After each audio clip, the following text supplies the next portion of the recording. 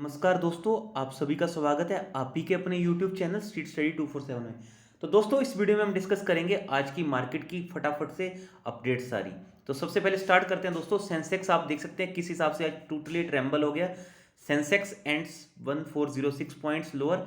वहीं बात करूं निफ्टी 50 की, तो आप देख सकते हैं निफ्टी एट 13,328।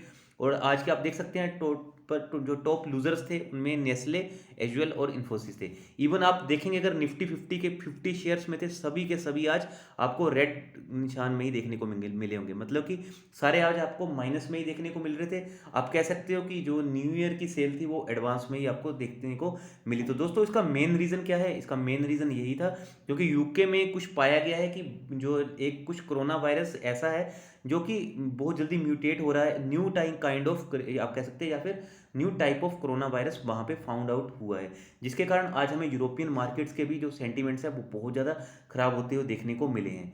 तो नेक्स्ट न्यूज़ पे आ जाते हैं। आप देख सकते हैं आज की अगर मैं बात करूं एफआईआईस और एफपीआईस के डाटा के ऊपर, तो आप देख सकते हैं एफआईआईस और एफपीआईस ने आज जम के माल बेचा। आप देख सकते हैं आज -3323 करोड़ आपको देखने को मिल रहा होगा। तो आप देख सकते हैं नेट सेलिंग ही होती हुई देखने को मिली है। तो इस मंथ में और इवन नवंबर मंथ में ये फर्स्ट टाइम इनको जो डाटा है वो हमें नेगेटिव देखने को मिल रहा है। मैं ऑलरेडी, अगर आप मेरी प्रीवियस वीडियोस भी देखोगे, मैं हमेशा कहता हूँ जब ये नेगेटिव डाटा आपको देखने को मिले तो समझ जाना मार्केट के जो सेंटीमेंट्स हैं वो नेगेटिव हैं और यहाँ पे एफआईआईस और एफपीआईस ने माल बेचा है। वहीं बात करूँ डीआईआईस, अगर एफआईआईस और एफपीआईस आपको पता है जब भी माल बेचते हैं तो डीआईएस उस टाइम पे जब भी मार्केट में डिस्काउंट लगता है तो वहाँ पे हमें बाइंग करते हुए देखने को मिलते हैं। बट हमें किसके ऊपर ध्यान रखना होता है? हमें रखना होता है एफआईआईस और एफपीआईस के ऊपर। जब ये नेगेटिव जाते हैं तो माल पैसा निकालते हैं तो मार्केट के जो सेंटीमेंट्स है वो भी ये नेगेटिव कर देते हैं। ये एक फंडामेंटल है जो आपको हमेशा ध्यान रखना है। नेक्स्ट न्यूज़ पे आ जाते हैं दोस्तों। तो ये एक दिन में ही न्यूज़ आ गई थी, India suspends flight from UK till December 31। तो भारत ने यूके से जितनी भी फ्लाइट्स हैं वो 31 दिसंबर तक आप देख सकते हैं यहाँ पे सस्पेंड कर दी हैं। अगर बात करूँ तो दिन में ही सुबह के टाइम इवन जो सीएम है दिल्ली के अरविंद केजरीवाल जी, उन्होंने भी आपने देखा होगा ट्विटर पे ट्वीट किया था और भारत सरकार से गुजारिश की थी कि आप यूके से जितनी भी फ्लाइट्स हैं वो कैंसिल करवा दीजिए। उसके बाद जो मिनिस्ट्री थी उनकी तरफ से भी हमें ये ऑफिशियल गाइडलाइंस आती हुई देखने को मिली थी। नेक्स्ट न्यूज़ पे आ जाते हैं। तो देख सकते हैं हम European share plunge over strict covid lockdown in UK, Brexit uncertainty. तो यहाँ पे ब्रेक्जिट की अनसर्टेनिटी बन चुकी है और इवन आप देख सकते हैं स्ट्रिक्ट लॉकडाउन जहाँ पे चालू हो गया, यहाँ पे बोला जा रहा था कि जो क्रिसमस के टाइम पे 5 डेज़ के लिए कुछ रिलैक्सेशन दी जाएंगी, बट अब वो सारी रिलैक्सेशन भी मुझे लगता है कि बंद कर दी जाएंगी। अब ओनली कोई एक दिन ही यहाँ पे लोगों को रिलैक्सेशन होती हुई देखने को मिल सकती है। नेक्स्ट न्यूज़ पे आ जाते हैं। तो आज आपको पता होगा ओएनजीसी वगैरह भी बहुत ज़्यादा नीचे चले गए थे क्योंकि ऑयल प्राइसेस बहुत ज़्यादा ड्रॉप हो गए। आप देख सकते हैं oil prices drop 3% as new कोविड-19 स्ट्रेन कोजेज डिमांड वरीज। तो आप देख सकते, इवन आपको याद होगा, अगर आपको नहीं याद तो मैं याद करवा देता हूँ, अप्रैल मंथ के मई में भी जब लॉकडाउन अनाउंस हुआ था उस टाइम पे भी ऑयल के प्राइसेस बहुत ज़्यादा नीचे चले गए थे। हमने देखा था ऑयल के प्राइसेस अपने लाइफ टाइम हिस्ट्री में फर्स्ट टाइम माइनस में गए थे। ऑयल इतना ज़्यादा प्रोड्यूस हो गया था कि उठाने के लिए, या फिर आप कह सकते हो जो उस ऑयल को स्टोर करने के लिए भी लोगों के पास, या कह सकते हो कंट्रीज में कंटेनर्स, या फिर आप कह सकते हो कि स्टोरेज व्यवस्था ही नहीं थी उस टाइम पे। तो वही सिचुएशन आज फिर से क्रिएट हो चुकी थी। महाराष्ट्र से न्यूज़ आ रही है, लेटेस्ट न्यूज़ है, Maharashtra government imposes night curfew from tomorrow, 14 day institutional quarantine for flying from Europe. तो महाराष्ट्र गवर्नमेंट ने इम्पोज कर दिया है नाइट कर्फ्यू, मतलब कि कल से ये आज स्टार्ट हो जाएगा। महाराष्ट्र गवर्नमेंट ने कल से नाइट कर्फ्यू आप देख सकते हैं, और ये रहेगा 5 जनवरी 2021 तक। यही बात आप देख सकते हैं, night curfew will in effect from 11th PM to 50, आप देख सकते हैं फ्रॉम जनवरी 2021। तो ये 11 PM टू 6 AM के बीच में रहेगा। नेक्स्ट न्यूज़ पे आ जाते हैं। नेक्स्ट न्यूज़ देख लेते हैं। इंडिया कोविड-19 रिकवरी रेट इम्प्रूव्स टू 95.53%। तो भारत का यहाँ पे हमें जो रिकवरी रेट है वो तो शानदार तरीके से इंप्रूव होता हुआ देखने को मिल रहा है। आप देख सकते हैं इंडिया का जो रिकवरी रेट है वो रफली 95.5% के आसपास पहुँच चुका है। तो दोस्तों, पब्लिक सेक्टर बैंक से रिलेटेड न्यूज़ है। आज हमने ऑलरेडी देख लिया कि बैंक निफ्टी भी क्या शानदार गिर चुका था। इसी बीच आज न्यूज़ आ रही है कि पब्लिक सेक्टर बैंक रेज कर सकते हैं ₹25,000 करोड़ बाई अप्रैल। तो नेक्स्ट जो फाइनेंशियल ईयर होगा बैंक्स का, तो फाइनेंस सेक्रेटरी की तरफ से आप देख सकते हैं न्यूज़ आई है। RBI governor Shaktikanta Das has been advising banks to proactively raise capital, not wait for a difficult situation to arise due to the कोविड-19 क्राइसिस। तो आपको पता है जितने भी अभी बैंकों के ऊपर भी बहुत ज़्यादा स्ट्रेस बढ़ने वाला है क्योंकि कोविड के कारण बहुत से लोन इनके भी डिफॉल्ट होने की कगार पे आ चुके हैं। नेक्स्ट न्यूज़ की बात करो तो एंटनी वेस्ट से रिलेटेड है। तो Antony waste handling cell IPO in progress. तो दोस्तों इनका आईपीओ लॉन्च हो चुका है, तो अभी मैं यही लिख के कहना चाहता हूँ, अभी इसको अवॉइड कर दीजिए, इसके लिस्टिंग गेन के चक्कर में मत पड़ना। अगर मार्केट के सेंटीमेंट्स और नेगेटिव हुए तो लिस्टिंग गेन नहीं यहाँ पे मुझे ऐसा लगता है कि मिलेगा, और हो सकता है आप फंस भी जाएं, इसलिए आप चाहें तो अवॉइड कर सकते हैं अभी के लिए एंटनी वेस्ट को। इवन मैंने आपको जो मिसिस वेक्टर्स का जो आईपीओ आ रहा था उसको भी अवॉइड करने को कहा था, क्योंकि मुझे ऐसा लग रहा था कि जो जो क्रिसमस का टाइम रहता है उस टाइम पे जितने भी एफ आई से और एफ पी एस डेटा निकालते हैं, अपना पैसा निकालते हैं, और एक क्या था जब ये लिस्टिंग के टाइम पे इसी वीक में हमें पता है कि क्या है, इस वीक में निफ्टी की एक्सपायरी भी है। तो ये दो तीन चीज़ें थी जो मैंने देखी थी, इसलिए मैंने आपको मिसिस वेक्टर के आईपीओ में अवॉइड करने को कहा था। फिर भी मैंने ये भी बोला था कि आप अपने फाइनेंशियल एडवाइजर की भी हेल्प ले सकते हैं, क्योंकि I am not SEBI registered, मेरे को जो लगता है मैं अपनी तरफ से जो भी न्यूज़ होती है उसको अपनी तरफ से क्लैरिफाई करने की कोशिशें कर देता हूँ। नेक्स्ट न्यूज़ है रिलायंस इंडस्ट्रीज और फ्यूचर रिटेल की डील से रिलेटेड। तो आप देख सकते हैं द डेली हाई कोर्ट, आज डेली हाई कोर्ट ने डिसीजन देना था।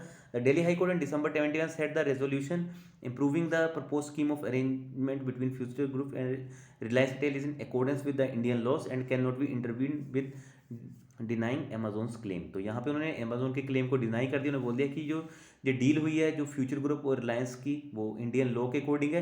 हाउएवर उन्होंने क्या किया, अमेजोन को, आपको पता है अमेजोन डिफरेंट रेगुलेटर्स के पास जा रहा था, तो उन्होंने कहा है कि हम अमेजोन को डिफरेंट रेगुलेटर के पास जाने से नहीं रोक सकते हैं। तो उन्होंने कहा है कि however the court set Amazon is entitled to make representation to any authorities and can not be injected from writing to regulator. अगर अमेजोन किसी भी रेगुलेटर को लिखता है तो हम उसके रिलेटेड कुछ भी यहाँ पे नहीं कर सकते हैं। नेक्स्ट न्यूज़ पे आ जाते हैं, तो एस्ट्राजेनेका से रिलेटेड न्यूज़ है। तो दोस्तों एस्ट्राजेनेका के शेयर प्राइस में मॉर्निंग में अब देखने को मिला था, क्योंकि इनको डीसीजीआई दैट इज जो drug controller general of India है वहाँ से इनको अप्रूवल मिल गया था इम्पोर्ट एक्सपोर्ट से रिलेटेड। आप देख सकते हैं इम्पोर्ट से रिलेटेड जो इनकी वैक्सीन है उसके रिलेटेड जहाँ पे हमें कुछ इनका अप्रूवल देखने को मिला था, जिसके बाद आज तेजी देखने को मिली, बट अभी जिस हिसाब से मार्केट सेंटीमेंट है थोड़ा वेट कीजिए। नेक्स्ट न्यूज़ पे आते हैं, तो टाटा मोटर से रिलेटेड। तो आप देख सकते हैं जैसे ही यूके में स्ट्रेस हुआ तो टाटा मोटर के स्टॉक में तेजी थी, जितनी भी वो गिरती हुई गिरावट देखने को मिली। इसके अलावा दोस्तों आपको किस स्टॉक पे नजर रखनी चाहिए, इसके हिसाब से आपको मदरसन सुमी के ऊपर भी नजर रखनी चाहिए, क्योंकि इनका भी जो मेजर बिजनेस है वो यूरोप में है। और एक और आप चाहें तो टाटा स्टील के ऊपर भी अपनी नजर रख सकते हैं, क्योंकि ये भी मेजर यूके में ही अपना बिजनेस, या फिर कह सकते हैं यूरोप में इन तीनों कंपनीज के मेजर बिजनेसेस हैं। तो ध्यान रखिए इन तीनों स्टॉक को, आप चाहें तो इनको वॉच लिस्ट में भी ऑब्जर्व कर सकते हैं। तो दोस्तों पीवीआर यहाँ पे फिर से आप देख सकते हैं triggering PVR what has triggered another fund raising plan. तो पीवीआर यहाँ पे फंड राइजिंग प्लान की कोशिशें कर रहा है, आप देख सकते हैं 800 करोड़ का। तो दोस्तों यहाँ की इनको क्यों जरूरत पड़ रही है, तो आपको पता सारे मल्टीप्लेक्सेस ज़्यादातर बंद पड़े हैं या फिर 50% ऑक्यूपेंसी वाले हैं, तो इतना इनको कुछ रेवेन्यू होता हुआ देखने को मिल नहीं रहा है, इसलिए ये फिर से फंड रेजिंग प्लान करने की कोशिशें करते हुए देखने को मिल रहे हैं। तो एल का शेयर आज 14% गिर गया, बट इसके बावजूद किसके इनको ग्रीन चैनल स्टेटस मिला था फ्रॉम डिफेंस मिनिस्ट्री से। तो दोस्तों मेन रीज़न वही था, आपको पता है कि आज जिस हिसाब से मार्केट क्रैश हुई, तो उसी जो क्रैश हुआ जो जैसे बिकवाली आई तो उसी बिकवाली में ये भी आज हमें गिरता हुआ देखने को मिला है। अभी मैं यही कहना चाहता हूँ, अभी आप थोड़ा सा इसको अवॉइड कीजिए, क्योंकि एल वैसे भी मैं बोल चुका हूँ लो बीटा का स्टॉक है, स्लो चलता है। नेक्स्ट न्यूज़ पे आ जाते हैं, तो एयरटेल से न्यूज़ है। Airtel projected to be the biggest Nifty winner in 2021, Bajaj finance top laggard. तो उम्मीदें लगाई जा रही हैं यहाँ पे कि जो एयरटेल है वो निफ्टी का जो 2021 का जो निफ्टी 50 का बिगेस्ट विनर हो सकता है 2021 में, क्योंकि इनके ARPU सब्सक्राइबर बढ़ने की यहाँ पे जो दलाल स्ट्रीट है उसमें बहुत ज़्यादा आशंका है। तो आप चाहें तो एयरटेल को अभी अपने रडार पे रख सकते हैं। अभी वैसे भी कोविड के कारण जो आज की न्यूज़ थी उसके कारण भी बहुत नीचे आ गया है। अगर आप चाहें तो अपने फाइनेंशियल एडवाइजर की हेल्प लेकर इसको थोड़ा थोड़ा एक्यूमुलेट करना चाहते हैं तो कर सकते हैं। नेक्स्ट न्यूज़ पे आते हैं, वाई भारतीय Airtel did not hike tariffs when Vodafone idea. तो भारतीय एयरटेल ने अपने टैरिफ क्यों नहीं बढ़ाए जब वोडाफोन आइडिया ने भी बढ़ा दिए थे। तो मेन रीज़न यही था कि ये इनको अपना जो था सब्सक्राइबर बेस, या आप कह सकते हैं वायरलेस मार्केट शेयर उसको बढ़ाना था, और इसको जियो के साथ कॉम्पिटिटिव होना था, और इसी का फ़ायदा भी मिला इनको। इन्होंने देखा होगा जो रिसेंटली ट्राई के रिजल्ट आए हैं उसमें हमने देखा है कि जियो के कंपैरेटिवली भारतीय एयरटेल ने ज़्यादा सब्सक्राइबर गेन किए। तो यही मेन रीज़न था इन्होंने उस टाइम पे अपना जो टैरिफ हाइक है नहीं किया।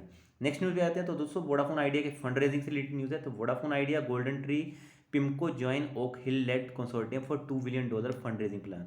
तो आप देख सकते हैं US based GoldenTree asset management and Pacific investment management company have likely joined a consortium led by investment firm Oak Hill advisor which is in discussion to provide $2 billion that is around 14,720 crore line to Vodafone Idea, 3 people aware of the market set. तो दोस्तों ये news जो आ रही है ये actually ET को आप देख सकते हैं, इन्होंने बोला है कि किस जो कोई पर्सन फैमिलियर है वहाँ से आ रही है। अभी ये ऑफिशियल न्यूज़ नहीं है, इसलिए हमें स्टॉक में कोई तेज़ी देखने को नहीं मिल रही है। जब ये कोई ऑफिशियल न्यूज़ हो जाएगी तभी मुझे ऐसा लगता है कि यहाँ पे थोड़ी बहुत तेज़ी होती हुई देखने को मिल सकती है, बट न्यूज़ के बेस पे मत जाइए, क्योंकि आपको पता है वोडाफोन आइडिया का जो स्टॉक है अभी पेनी स्टॉक बन चुका है।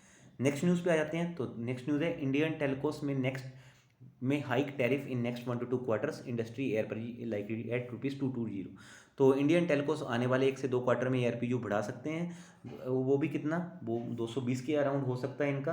वो कैसे होगा दोस्तों, तो वो बिना टैरिफ हाइक के नहीं होगा। टैरिफ हाइक हमें 1 से 2 क्वार्टरों में बढ़ते हुए देखने को मिल सकते हैं। इवन एयरटेल के तो आप देख सकते हैं सब्सक्राइबर बेस बढ़ गया, तो उन्होंने बोला कि उनके 200 के अराउंड चले ही जाएंगे।